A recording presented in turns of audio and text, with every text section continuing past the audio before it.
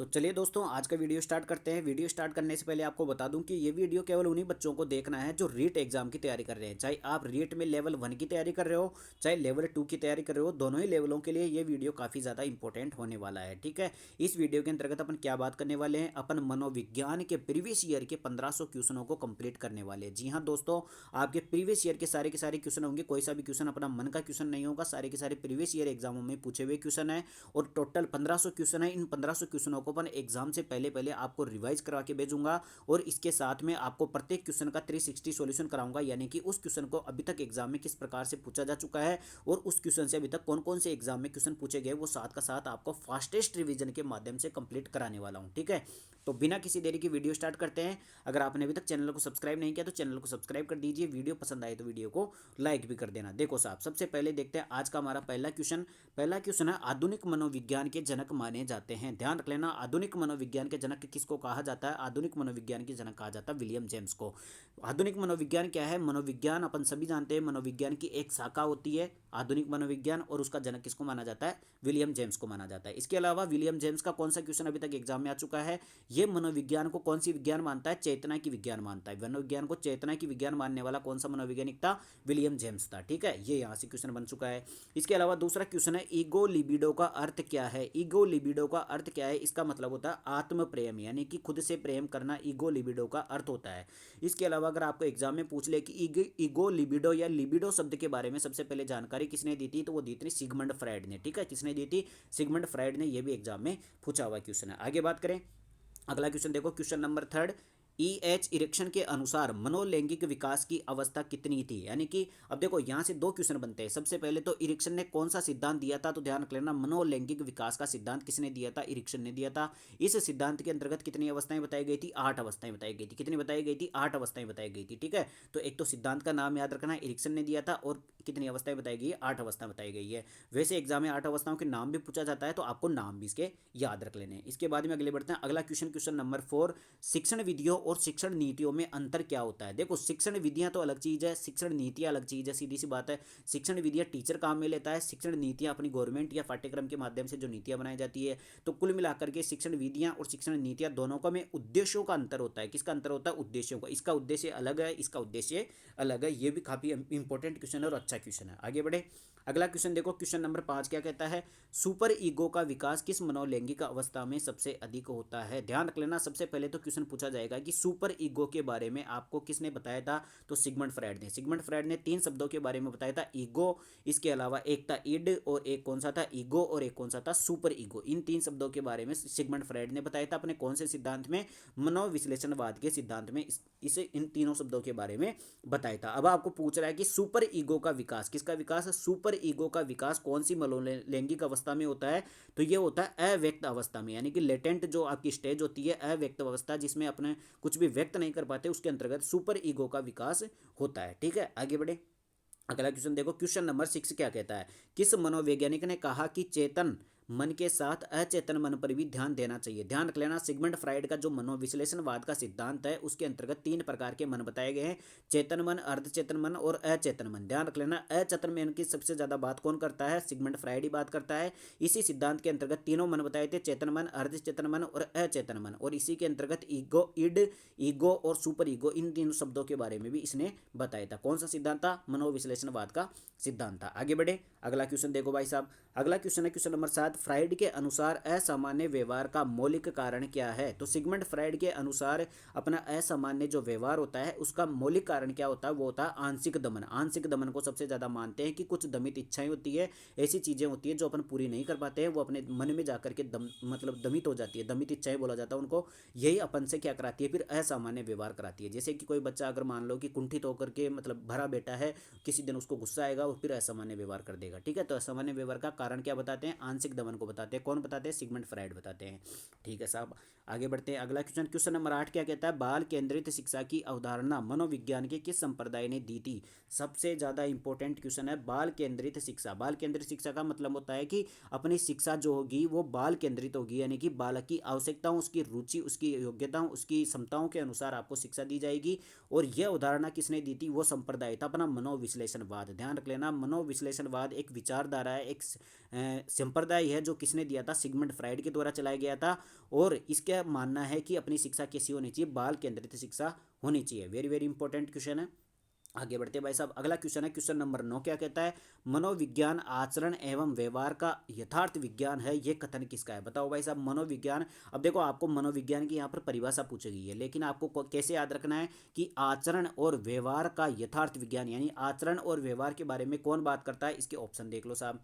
आचरण और व्यवहार का विज्ञान किसने बताया था, मैकडूगल ने बताया था। मनोविज्ञान को आचरण और व्यवहार का विज्ञान किसने बताया था, मैकडूगल ने बताया था। मैकडूगल का और कौन सा क्वेश्चन पूछा जाता है, वो पूछा जाता मनोवर्ती का सिद्धांत। कौन सा पूछा जाता, मनोवर्ती का सिद्धांत किसने दिया था, मनोवर्ती एवं संवेग का सिद्धांत किसने दिया था, मैकडूगल ने दिया था। जिसमें 14 प्रकार की अपनी मनोवर्ती ने मूल प्रवृत्ति और संवेग का सिद्धांत किसने दिया था, मैकडूगल ने दिया था। इसमें 14 प्रकार की मूल प्रवृत्ति और संवेग दिया गया था। ठीक है, तो मैकडूगल के क्वेश्चन समझ में आ गया। मूल प्रवृत्तियों का सिद्धांत था जिसमें 14 मूल प्रवृत्तियां और 14 संवेग दिए गए थे। ठीक है, आगे बढ़ते हैं भाई साहब। अगला क्वेश्चन है क्वेश्चन नंबर 10। उससे पहले अगर आपने चैनल को सब्सक्राइब नहीं किया तो जरूर कर दीजिए। वीडियो पसंद आ रहा हो तो वीडियो को लाइक भी कर देना। देखो अगला क्वेश्चन है, शिक्षा के संकुचित अर्थ में शिक्षा प्रदान की जाती है। शिक्षा के संकुचित अर्थ में कौन सी शिक्षा प्रदान की जाती है, तो निश्चित स्थान पर। ध्यान रख लेना, शिक्षा का संकुचित अर्थ है, संकुचित का मतलब यही होता है कि एक निश्चित स्थान पर अगर आपको शिक्षा दी जाती है तो उसको संकुचित अर्थ कहा जाता है। और व्यापक अर्थ का मतलब होता है सार्वभौमिक रूप से, यानी कि कहीं पर भी आपको अगर शिक्षा दी जाए तो उसको व्यापक अर्थ कहते हैं। और शिक्षा के संकुचित अर्थ का मतलब होता है कि निश्चित स्थान पर आपको शिक्षा देना। आगे बढ़े, अगला क्वेश्चन देखो क्वेश्चन नंबर 11। क्या कहता है, मनोविज्ञान व्यवहार व अनुभव का विज्ञान। अभी तो देखा था अपन ने आचरण और अनुभव का विज्ञान, तो किसने बताया था, मैकडूगल ने बताया था।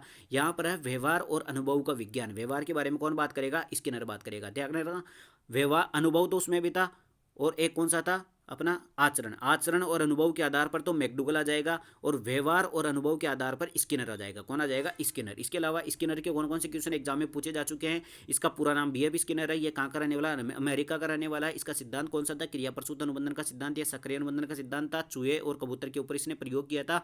अभिक्रमित अनुदेशन इसने बताया था, उसमें से रेखित जो अभिक्रमित अनुदेशन है यानी कि लीनियर प्रोग्राम्ड लर्निंग है, उसका जनक कौन था, स्किनर था। ठीक है, प्रयोग कौन सा किया था, क्रिया प्रसूत अनुबंधन का सिद्धांत। आगे बढ़े, अगला क्वेश्चन देखो क्वेश्चन नंबर 12। क्या कहता है, क्वेश्चन नंबर 12, बालकों की रुचि, शारीरिक मानसिक योग्यता तथा विभिन्नताओं का ध्यान किस प्रकार के शिक्षण में रखा जाता है। बालकों की कौन कौन सी रुचि, शारीरिक मानसिक योग्यताओं और उनकी विभिन्नताओं को किस मतलब शिक्षण के अंतर्गत ध्यान रखा जाता है। तो ध्यान रखना, बहुकक्षीय शिक्षण में भी ध्यान रखा जाता है, मनोविज्ञान शिक्षण में भी ध्यान रखा जाता है, सामूहिक शिक्षण में भी ध्यान रखा जाता है, यानी कि उपयुक्त सभी तीनों ही जो शिक्षण है उनके अंतर्गत बच्चों की रुचि, उनकी शारीरिक योग्यताएं, उनकी मानसिक योग्यताएं, उनकी विभिन्नताओं को ध्यान में रखा जाता है। आगे बढ़े, अगला क्वेश्चन देखो क्वेश्चन नंबर 13। क्या कहता है, वर्तमान में शिक्षा मनोविज्ञान किस अवस्था में है। ध्यान रख लेना, ये क्वेश्चन कई बार पूछा जाता है कि अपनी जो वर्तमान की एजुकेशनल साइकोलॉजी है यानी कि शिक्षा मनोविज्ञान है, इसकी कौन सी अवस्था चल रही है। फिलहाल इसकी 6वां अवस्था चल रही है। ध्यान रख लेना, एजुकेशनल साइकोलॉजी की फिलहाल 6वां अवस्था चल रही है।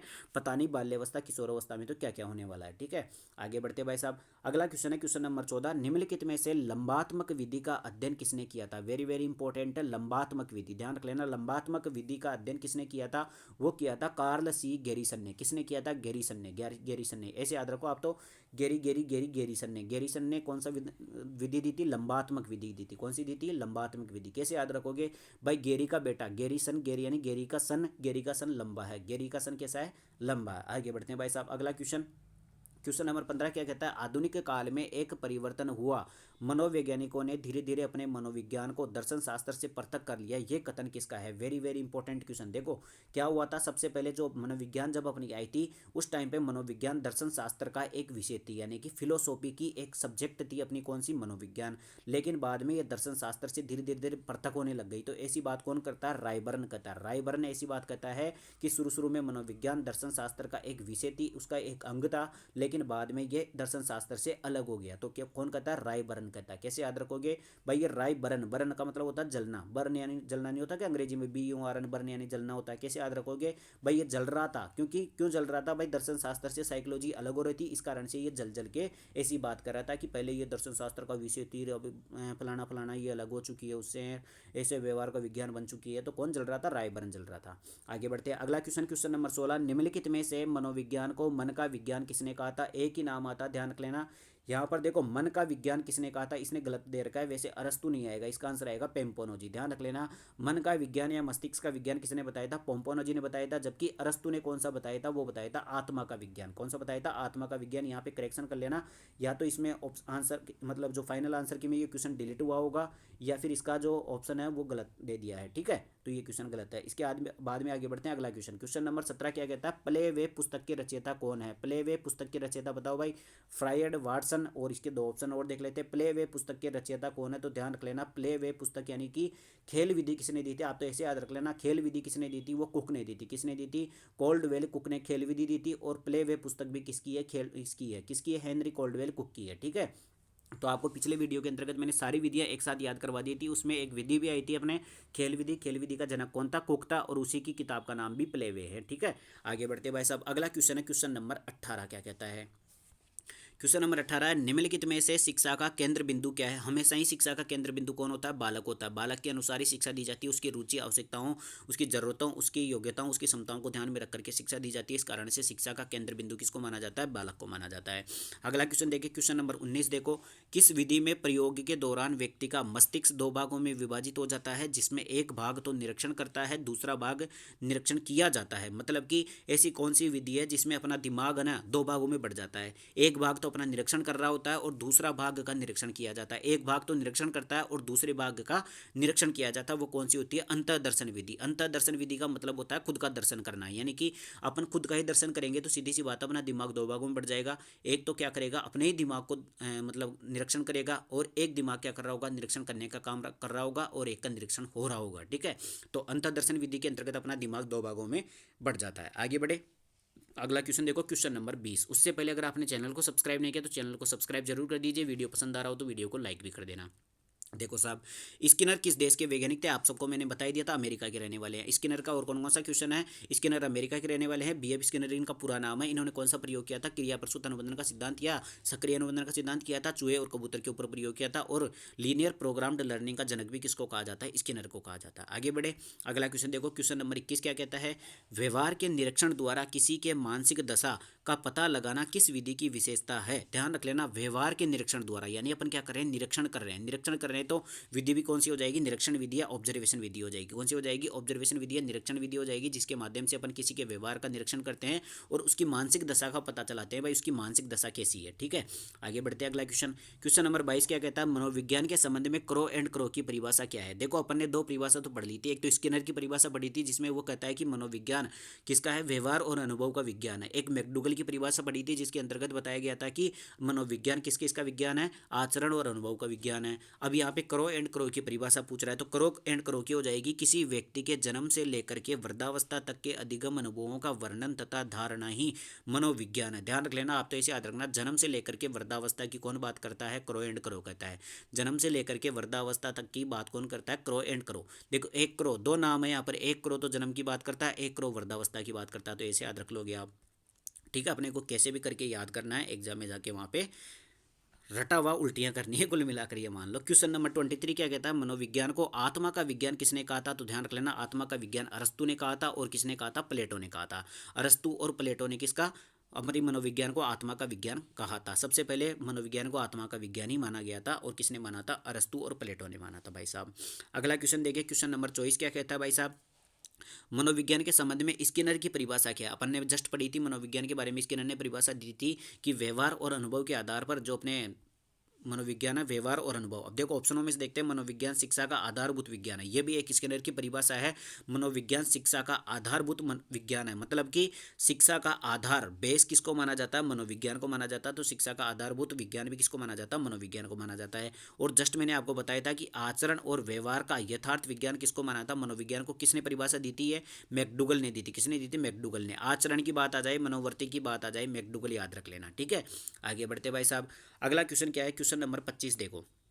क्वेश्चन नंबर 25 है, शक्ति मनोविज्ञान का प्रतिपादक किसने किया था। देखो, मनोविज्ञान की एक शाखा होती है शक्ति मनोविज्ञान, कौन सी होती है, पावर साइकोलॉजी। पावर साइकोलॉजी का प्रतिपादक कौन था, वो था वोल्फ। ध्यान रख लेना, वोल्फ। एक बार एग्जाम में पूछा हुआ है कि शक्ति मनोविज्ञान का जनक कौन है, वोल्फ है। ठीक है, बार बार तो पूछा हुआ नहीं है। आगे बढ़ते भाई साहब, अगला क्वेश्चन देखते हैं। क्वेश्चन नंबर 25 हो गया, अब 26 पे चलते हैं। उससे पहले अगर आपने चैनल को सब्सक्राइब नहीं किया तो जरूर कर दीजिए। पूरा का पूरा 1500 क्वेश्चन में आपका फास्टेस्ट डिवीजन के माध्यम से एग्जाम से पहले कंप्लीट कराने वाला हूँ। अगला क्वेश्चन है क्वेश्चन नंबर 26, निम्नलिखित में से किसने सबसे पहले प्रश्नावली का निर्माण किया था। ध्यान रख लेना, प्रश्नावली का सबसे पहले निर्माण किया था किसने, वुडवर्थ ने। किसने किया था, वुडवर्थ ने। और आपको पूछ ले प्रश्नावली विधि किसने दी थी, वो भी वुडवर्थ ने दी थी। और प्रश्नावली विधि को सबसे ज्यादा लोकप्रिय किसने बनाया था, वो बनाया था स्टैनली हॉल ने। किसने बनाया था, स्टैनली हॉल ने इसको सबसे ज्यादा लोकप्रिय बनाया था। और इसका जनक किसको कहा जाता है, वुडवर्थ को कहा जाता है। और सबसे पहली प्रश्नावली भी वुडवर्थ ने ही बनाई थी, इस कारण से इसको जनक भी कहा जाता है। अगला क्वेश्चन देखो, अगला क्वेश्चन है, क्रो एंड क्रो ने किस विधि के संदर्भ में कहा है, मनोवैज्ञानिक प्रयोगों का उद्देश्य किसी निश्चित परिस्थिति या दशाओं में मानव व्यवहार से संबंधित किसी विश्वास या विचार का परीक्षण करना है। तो क्रो एंड क्रो ने कौन सी ऐसी विधि थी जिसके बारे में ऐसी बात कही थी, वो थी अंतर्दर्शन विधि। कौन सी विधि थी, अंतर्दर्शन विधि। देखो, अंतर्दर्शन विधि का एक क्वेश्चन तो अपन ने कौन सा पढ़ा था अभी भाई, अपना जो मस्तिष्क है दो भागों में बढ़ जाता है, एक भाग तो निरीक्षण करता है और एक भाग का खुद का निरीक्षण होता है।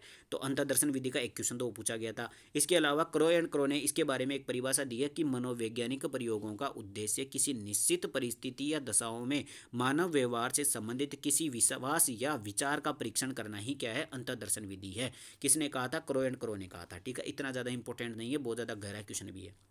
आगे बढ़ते हैं, अगला क्वेश्चन, क्वेश्चन नंबर 28, खेलों के माध्यम से बालक में कौन सा गुण विकसित होता है। ध्यान रख लेना, खेलों के माध्यम से सामाजिकता का गुण विकसित होता है, क्योंकि बच्चों के बीच में वो खेलता है, समाज के बीच में खेलता है। अपने से मतलब ये मान लो कि कोई बड़ा बच्चा भी होगा, थोड़ा छोटा बच्चा भी होगा, किसी का व्यवहार कैसा होगा उन सबको सीखता है, यानी कि सामाजिकता का विकास होता है। ठीक है, खेलों के माध्यम से बच्चे में सामाजिकता का विकास होता है। आगे बढ़े, अगला क्वेश्चन है 29वां क्वेश्चन, मनोविज्ञान को सर्वप्रथम विज्ञान का दर्जा दिलाने वाली विधि कौन सी है। बताओ भाई साहब, मनोविज्ञान को सर्वप्रथम विज्ञान का दर्जा दिलाने वाली कौन सी विधि थी, प्रयोगात्मक विधि। आप सभी जानते हो, अपनी साइंस जो होती है विज्ञान के अंतर्गत सबसे पहले प्रयोग होते हैं, इसी कारण से इसको सबसे अलग माना जाता है। ठीक है, साइंस को सबसे अलग क्यों मानते हैं, क्योंकि इसमें प्रैक्टिकल होते हैं। क्या होते हैं, प्रैक्टिकल होते हैं। प्रैक्टिकल के माध्यम से अपन सब कुछ सिद्ध करते हैं। तो मनोविज्ञान को विज्ञान तभी कहेंगे जब इसमें प्रैक्टिकल हो। तो कुल मिलाकर के मनोविज्ञान को सर्वप्रथम विज्ञान का दर्जा दिलाने वाली विधि कौन सी थी, वो थी प्रयोगात्मक विधि। कौन सी थी, प्रयोगात्मक विधि। सीधी सी बात है भाई, साइकोलॉजी में अगर प्रैक्टिकल हो जाएंगे तो ये साइंस है। ठीक है, आगे बढ़ते भाई साहब, अगला क्वेश्चन है क्वेश्चन नंबर 30, निम्नलिखित में से संज्ञानवादी पद्धति के जनक है। बताओ भाई साहब, संज्ञानवादी पद्धति के जनक कौन है। संज्ञानवादी पद्धति के जनक जीन पियाजे और ब्रूनर। ध्यान रख लेना, इन दोनों का ही सिद्धांत है, जीन पियाजे का सिद्धांत और ब्रूनर का सिद्धांत, दोनों ही कौन सा सिद्धांत था, संज्ञानात्मक विकास का सिद्धांत। और संज्ञानवादी पद्धति के जनक भी दोनों ही इनको माना जाता है। किस किस को, जीन पियाजे को और ब्रूनर को। ठीक है, जीन पियाजे और ब्रूनर को। जीन पियाजे का कौन सा क्वेश्चन एग्जाम में पूछा जाता है भाई, इनका कौन सा सिद्धांत था, संज्ञानात्मक विकास का सिद्धांत था, जिसके अंतर्गत 4 अवस्थाएं बताई गई थी। चारों का नाम आपको ध्यान रख लेना है। इसके अलावा ब्रूनर का सिद्धांत भी कौन सा था, वो भी था संज्ञानात्मक विकास का सिद्धांत था। इसके अंतर्गत आपकी 3 अवस्थाएं बताई थी। ठीक है, इसने 3 अवस्थाएं बताई थी, जबकि अपना जीन पियाजे ने 4 अवस्थाएं बताई थी। चारों अवस्थाओं का नाम याद रख लेना, sensory motor scale, pre operational, operational, formal operational. ठीक है, चारों अवस्थाओं के नाम एग्जाम में पूछे जाते हैं। इसके बाद में आगे बढ़ते हैं, अगला क्वेश्चन है क्वेश्चन नंबर 31। ये करेंगे अपन अगली क्लास में। आपको मैं लगभग 15 मिनट के अंतर्गत 30 क्वेश्चन कंप्लीट करा चुका हूं, यानी कि आपके 1500 क्वेश्चन में आपको जल्दी ही कंप्लीट करवा दूंगा। हर क्लास के अंतर्गत छोटी छोटी क्लासों के माध्यम से, यानी कि 15 मिनट में आपके 30 क्वेश्चन, हर मिनट के 2 क्वेश्चन कंप्लीट करा रहा हूँ। इसके साथ में उसके एक एक क्वेश्चन एक्स्ट्रा भी बता रहा हूँ, ताकि आपका जो रिवीजन है बार बार हो जाए, फास्टेस्ट तरीके से हो जाए। तो वीडियो पसंद आया तो वीडियो को लाइक करना, चैनल को सब्सक्राइब करना। मिलते हैं कल अगली वीडियो के अंतर्गत। उसके अंतर्गत मैं आगे के 30-40 क्वेश्चन और फटाफट से कंप्लीट कराऊंगा और आपका फास्टेस्ट रिवीजन कराऊंगा। कुल मिलाकर के जिसने अगर पढ़ रखा होगा उसको पता है कि इस क्लास का महत्व क्या है। जिसने भी पढ़ रखा होगा उस क्लास का महत्व समझ सकता है। उसका फास्टेस्ट रिवीजन इसके माध्यम से हो जाएगा। और एक भी क्वेश्चन फालतू का नहीं है, सारे के सारे प्रीवियस ईयर के क्वेश्चन है। इस कारण से आपका रिवीजन भी मस्त होने वाला है और एग्जाम में आप आराम से 30 में से 25 प्लस क्वेश्चन साइकोलॉजी के अंतर्गत किसी भी लेवल के अंतर्गत कर सकते हो। तो मिलते हैं अगली वीडियो के अंतर्गत। धन्यवाद। चैनल को सब्सक्राइब जरूर करिए जाना और वीडियो पसंद आए तो वीडियो को लाइक भी करना।